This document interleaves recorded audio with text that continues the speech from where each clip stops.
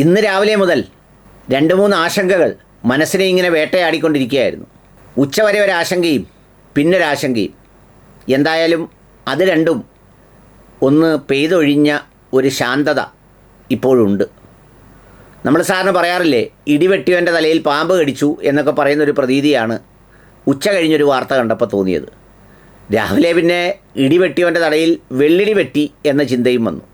സംഗതി വേറൊന്നുമില്ല, കൊച്ചിയിൽ ഒരാളിനെ ചാരക്കേസിൽ, അതായത് പാകിസ്ഥാന് രഹസ്യങ്ങൾ ചോർത്തി കൊടുത്തതിന് പിടിയിലായി എന്ന് പറഞ്ഞൊരു വാർത്ത കണ്ടു.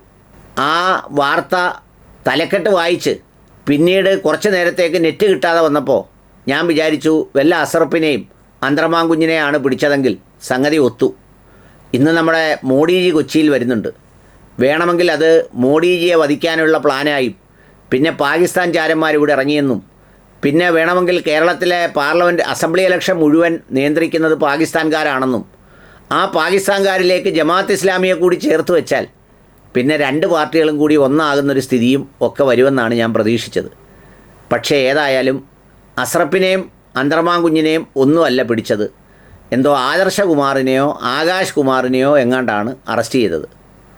അപ്പോൾ ആ ആകാംക്ഷ അങ്ങ് വഴിമാറി, ഒരാശ്വാസമായി. കാരണം ഇപ്പോഴത്തെ കാലത്ത് അന്തർമാൻകുഞ്ഞിനെ പിടിച്ചതെങ്കിൽ ആ പിടിച്ചത് അറിയുന്നത് മുതൽ നമ്മൾ പ്രതിരോധം തുടങ്ങണം. വേറെ ഏതെങ്കിലും പേരുകാരാണെങ്കിൽ നമുക്ക് പ്രതിരോധിക്കേണ്ട, അയച്ചങ്ങ് വിടാം. ഇത് നമ്മൾ അന്നേരം മുതൽ പിടിച്ചു നിർത്തണം. പിന്നെ ഏതായാലും അതൊരാശ്വാസം വന്ന് നിൽക്കുമ്പോഴാണ് ദേ വന്നിരിക്കുന്നു മൊണാലിസ കല്യാണം കഴിക്കാൻ ഒരു മുഹമ്മദ് കുഞ്ഞിനെയും കൊണ്ട് ഇവിടെ വന്നേക്കുന്നു. അവൻ്റെ പേര് വേറെന്താണ്ടാന്ന് ഞാൻ ആ പേരൊന്നും വായിച്ച് നോക്കിയില്ല. ഏതായാലും ഒരാളിനെയും കൊണ്ട് അവൾ കേരളത്തിലേക്ക് വന്നു, തമ്പാനൂർ പോലീസ് സ്റ്റേഷനിലെത്തി. എന്നിട്ട് ചില പത്രങ്ങളുടെയൊക്കെ തലക്കെട്ടുണ്ടല്ലോ, നമ്മുടെ റിലയൻസ് മുതലാളിയുടെ ന്യൂസ് 18 തലക്കെട്ട് കണ്ടപ്പോൾ എനിക്ക് സംഗതി വലിയ രസം തോന്നി. അതിലെന്താ പറഞ്ഞിരിക്കുന്നതെന്നറിയോ? മുസ്ലിം കാമുകനുമായി കേരളത്തിൽ അഭയം തേടി മൊണാലിസ, ഞെട്ടിപ്പിക്കുന്ന വെളിപ്പെടുത്തൽ. നമ്മുടെ ബാറ്റൻ ബോസിൻ്റെ കഥയിലെ പോലെ അത് മുസ്ലിം കാമുകനുമായ. അതേസമയം ഈ മുസ്ലിം പെൺകുട്ടിയെ വേറെ ആരെങ്കിലും അടിച്ചുകൊണ്ട് പോയാൽ ഹിന്ദു കാമുകനുമായി എന്ന് ഈ നാറികൾ എഴുതൂല.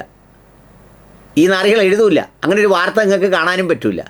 പക്ഷേ ഇതിലെ തലക്കെട്ട് ഇതാണ്. അപ്പം ഞാൻ വിചാരിച്ചു എന്തായാലും കോളായി. ഇവിടെ ഒന്നുമില്ലാതെ തന്നെ എല്ലാവരും കൂടി ഇതിൻ്റെ കേന്ദ്രങ്ങളുണ്ടെന്നും അവിടെ എന്തൊക്കെയോ മതം മാറ്റം നടക്കുന്നുണ്ടെന്നും ഒക്കെ പറഞ്ഞ് ചേർന്ന് നിൽക്കുമ്പോഴാണ് മൊണാലിസ വയ്യാവേലിയും കൊണ്ട് ഇവിടെ വന്നത് എന്ന് വിചാരിച്ചു.